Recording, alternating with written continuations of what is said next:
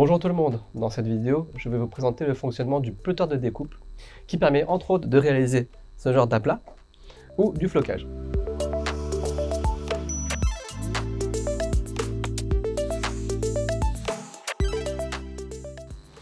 Dans un premier temps, nous allons aborder la partie logicielle et dans un deuxième temps la partie matérielle.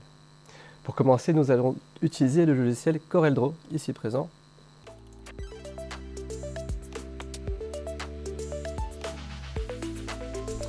Vous allez pouvoir ouvrir un nouveau projet en appuyant sur le bouton plus ici et sélectionner la feuille par défaut.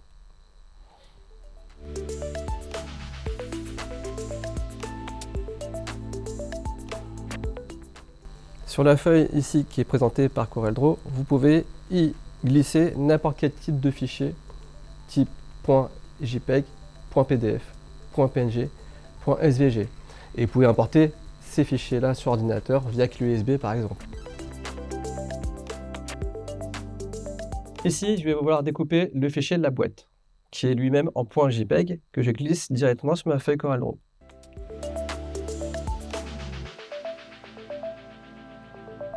Mon fichier étant un fichier d'origine matricielle, il va vous falloir le vectoriser.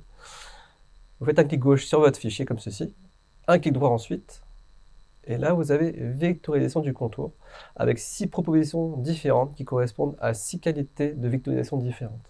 Je vais choisir, par exemple, pour mon logo, la vectorisation logo détaillé, comme ceci. Le travail se fait en temps réel, on va valider comme ceci, et nous avons désormais un fichier qui est vectoriel.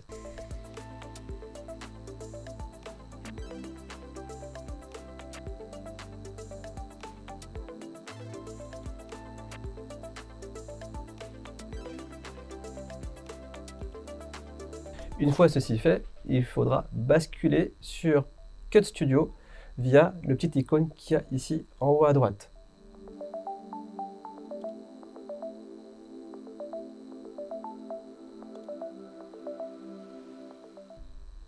Et voilà, nous avons notre logo qui est ici prêt à être travaillé.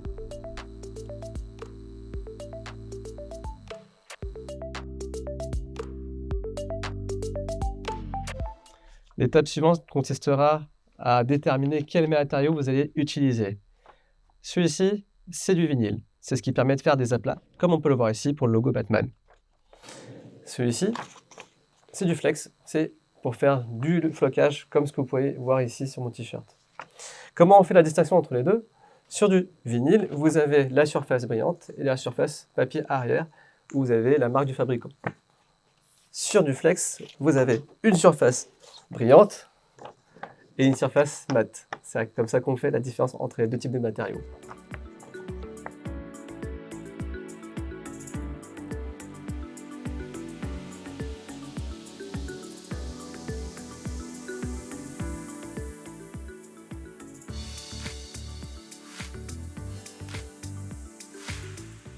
Une fois mon fichier basculé sur Cut Studio, je vais maintenant allumer la machine.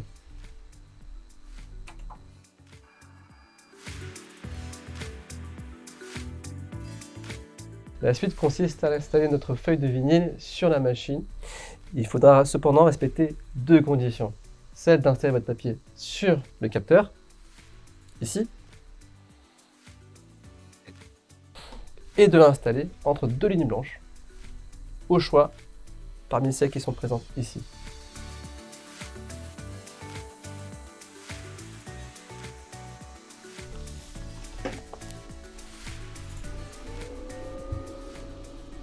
L'étape suivante consiste à y mettre les roulements par-dessus les lignes blanches.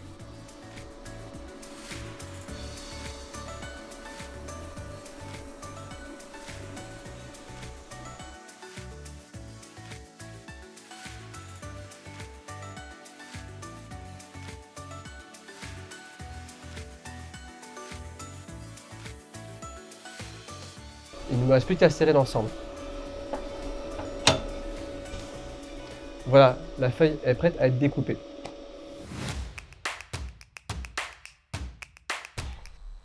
Mon vinyle étant une chute, je vais devoir paramétrer la machine pour qu'elle corresponde à ma chute justement. Donc je vais devoir sélectionner le paramètre PIS avec les flèches du haut et du bas. Je vais valider en appuyant sur le bouton Enter.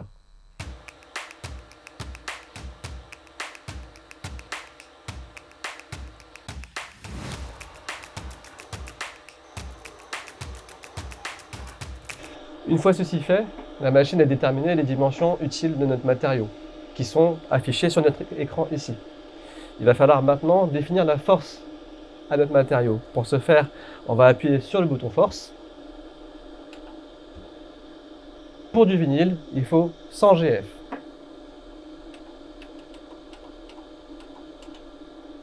Et nous allons valider en appuyant sur le bouton Enter.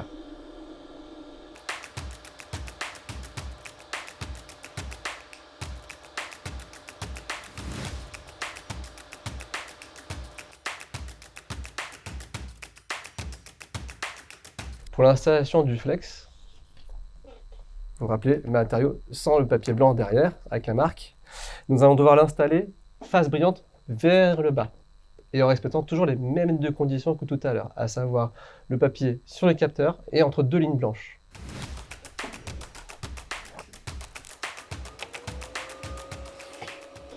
Comme tout à l'heure, nous allons devoir mettre les roues sous les traits blancs.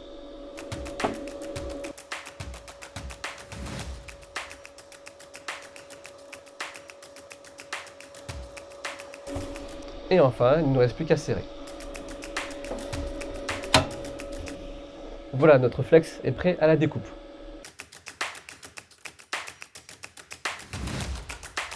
La force à appliquer pour du flex, c'est 120 GF. Ça se passe ici sur l'écran, comme tout à l'heure, en appuyant sur le bouton force.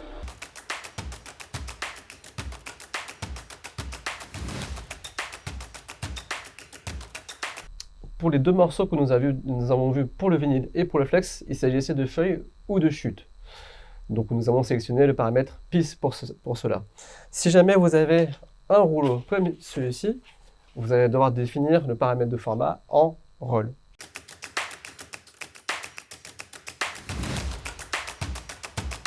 Donc nous allons procéder à l'installation du rouleau en faisant ceci. Il faudra poser le rouleau sur un support et ensuite glisser le papier à l'arrière de la fente de la machine.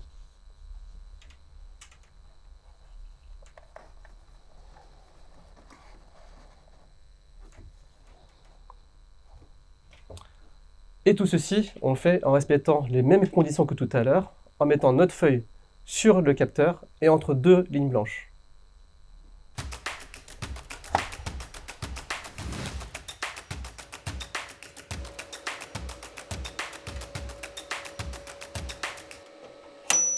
Pour les deux feuilles de tout à l'heure de vinyle et de flex, j'avais mis en paramètre PIS. Maintenant, je vais valider en paramètre roll pour mon rouleau. Par défaut, c'est déjà en roll, donc il suffira juste de valider en appuyant sur Enter. Et ensuite, il prendra les dimensions de largeur.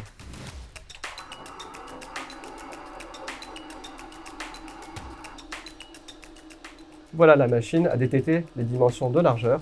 Et comme tout à l'heure, on va devoir appliquer la force sur notre rouleau. Sachant qu'il s'agit d'un rouleau de vinyle, on va devoir appliquer une force de 100 GF en appuyant sur le bouton force comme ceci.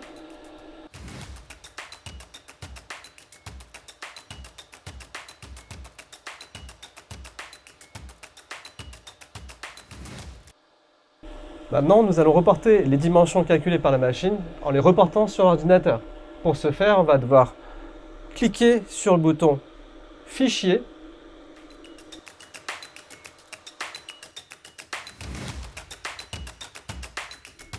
Nous allons sélectionner la ligne Réglage de la coupe.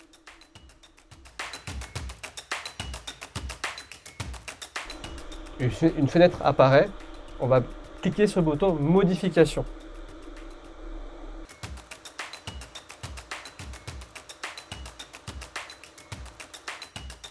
Une autre fenêtre apparaît.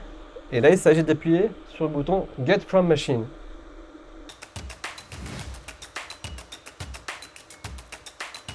Nous pouvons observer sur l'écran que les dimensions calculées par la machine ont été reportées sur le logiciel.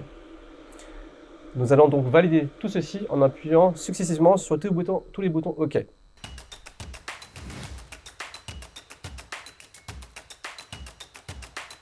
On peut constater à l'écran que maintenant, le rectangle qui s'est affiché correspond aux dimensions mesurées par la machine. Nous n'avons plus qu'à adapter la taille de notre fichier à la taille de la feuille mesurée par la machine.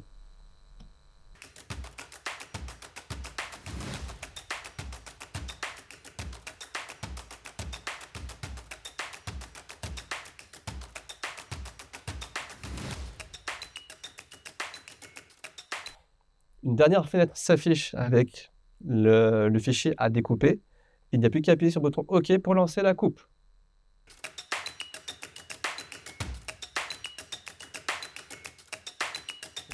Si je travaille du flex, il va falloir mettre votre fichier en mode miroir. Pour ce faire, on va sélectionner notre fichier comme ceci. Appuyer sur le bouton Objet.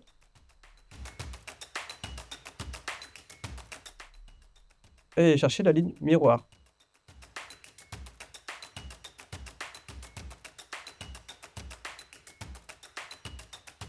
On obtient donc notre fichier en mode miroir, prêt à être découpé pour du flex. Et là, je n'ai plus qu'à valider la coupe en appuyant sur le bouton coupe ici, et à valider une fois que c'est fait sur le bouton OK.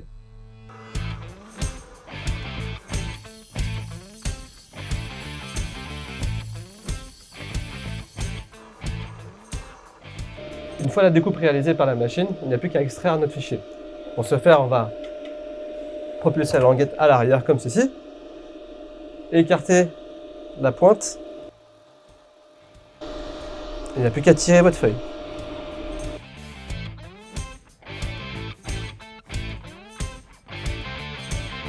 Maintenant que nous avons extrait les deux pièces de la machine, il n'y a plus qu'à éteindre la machine. En appuyant longuement sur le bouton, elle s'éteint. Et l'étape suivante consiste à écheniller nos fichiers, c'est-à-dire extraire les parties non désirables de notre logo.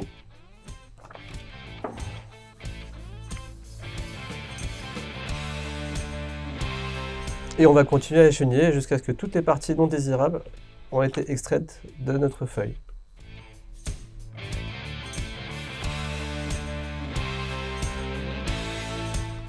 Nous avons maintenant nos deux supports qui ont été échenillés. Donc le flex ici et le vinyle. En ce qui concerne le vinyle, il va y avoir encore une étape qui consistera à apposer un transfert qui est issu de ce rouleau. Voilà. J'en ai découpé un petit morceau qu'on va venir maroufler sur notre vinyle. Je me saisis maintenant d'une plaque à maroufler pour mon vinyle, pour y déposer le transfert sur mon vinyle, et venir frotter comme ceci.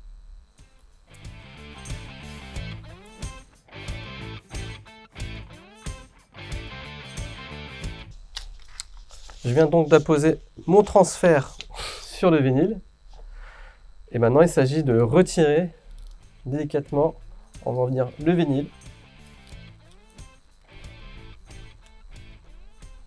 Et notre vinyle est prêt à être posé sur notre surface. En l'occurrence, j'ai choisi une planche de plastique sur laquelle je vais venir maroufler mon vinyle.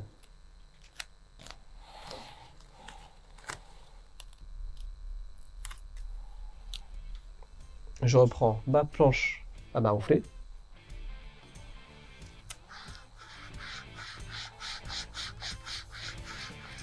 On insiste bien.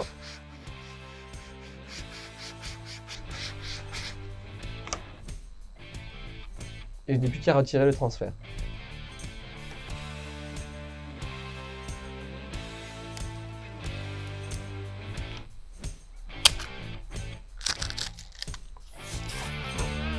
Et voilà en ce qui concerne le vinyle.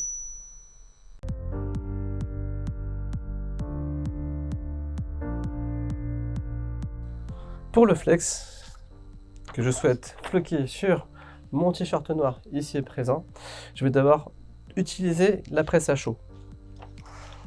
Pour ce faire, nous allons devoir la paramétrer en température et en temps de fixation. Donc nous allons allumer la machine en appuyant sur le bouton rouge ici. Et nous allons définir la température qui correspond pour du textile standard à 180 degrés. En appuyant une fois sur le bouton 7. Et avec la flèche du haut, je vais maintenir ce bouton pour atteindre la température de 180 degrés.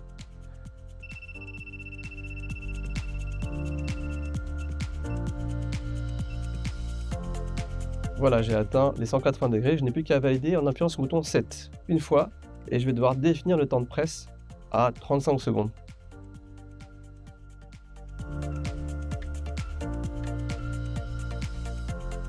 Et je valide.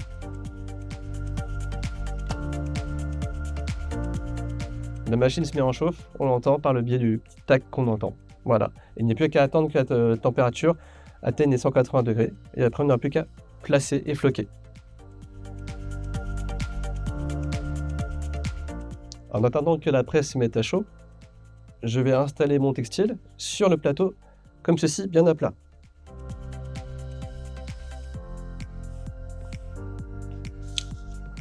Je vais y apposer mon morceau de flex, là où je souhaite floquer.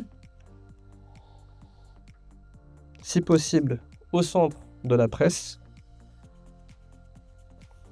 Et je finis par installer un tissu qui va venir être posé directement sur mon flex, comme ceci.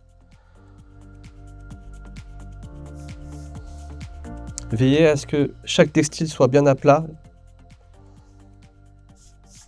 de manière à ce qu'il y ait le moins d'obstacles possible pour la presse. Mon tissu est déjà placé, et bien placé, et il n'y a plus qu'à attendre que la presse mette en chauffe. Attention, la plaque du haut est chaude, c'est celle-ci qui va monter à 180 degrés, donc ne jamais toucher cette plaque-là avec votre main. Vous pouvez manipuler la plaque du bas, mais jamais ne toucher la plaque du haut. La presse étant chaude, il n'y a plus qu'à ferrer. Pour ce faire, nous allons mettre la main gauche sur l'écran ici et venir tirer avec la main droite vers le bas. Fortement pressé. Et on maintient la main gauche et la main droite comme ceci sur la presse. L'alarme sonore vient de s'allumer, il n'y a plus qu'à retirer le plateau. Pour ce faire, on va garder une main sur le champignon et venir tirer vers le haut, délicatement.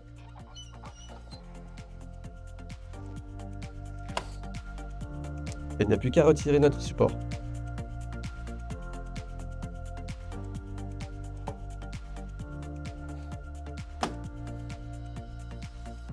Et là, il n'y a plus qu'à retirer la feuille transfert, délicatement.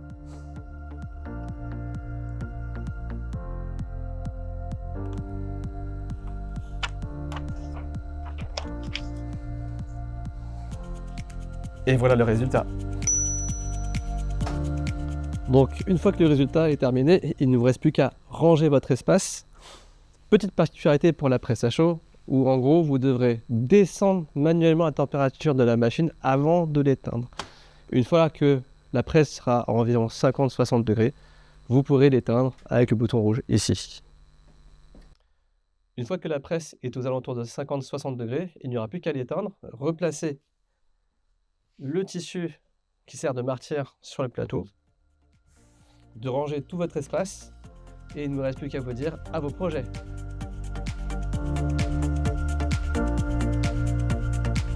Bonjour tout le monde. Non, on recommence. Bonjour tout le monde. Ah non, c'est dans cette vidéo.